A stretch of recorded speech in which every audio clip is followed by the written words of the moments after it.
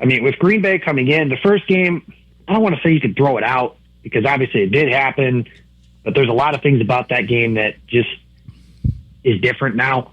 Green Bay doesn't have the unknown on defense with Parsons being brand. Like, Parsons had been in Green Bay for like 8 days or something like that by the time these two teams had faced off the first time around. Aiden Hutchinson is fully removed now from his injury. Ali McNeil is back on the field. That's a big one, I think, for the Lions as well. And that interior offensive line, I think that's the biggest difference between the Lions from last year to this year is really, and I think it was undersold because we spent so much time talking about Ben Johnson and Aaron Glenn leaving for head coaching jobs. But Frank Ragnow retiring before the season started was a huge deal, and they had to reshuffle that entire offensive line. And in that first game, you could tell there was some confusion.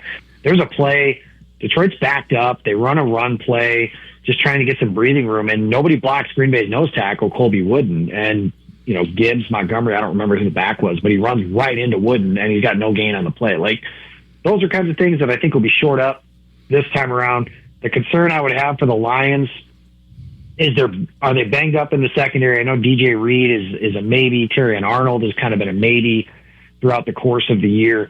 Are they able to get those guys in the game? Because Green Bay, they don't have a number one guy, and I know that's a discussion point a bunch, but they've got quite a few guys that they like to go to. And Christian Watson, since coming back from injury, he didn't play the first time. He's kind of reemerged as one of their top guys, and he could certainly make some big plays down the field for Detroit, or for Green Bay against Detroit's secondary. As far as like guys fading and stuff, Green Bay just needs to find other guys than Parsons just to make some plays for them. And they got that, you know, in the first game. Edgerrin Cooper had one of his best games of the season. They held Jahmyr Gibbs to, I think it was 19 touches for 50 yards between runs and passes that he caught. They just didn't do a whole heck of a lot.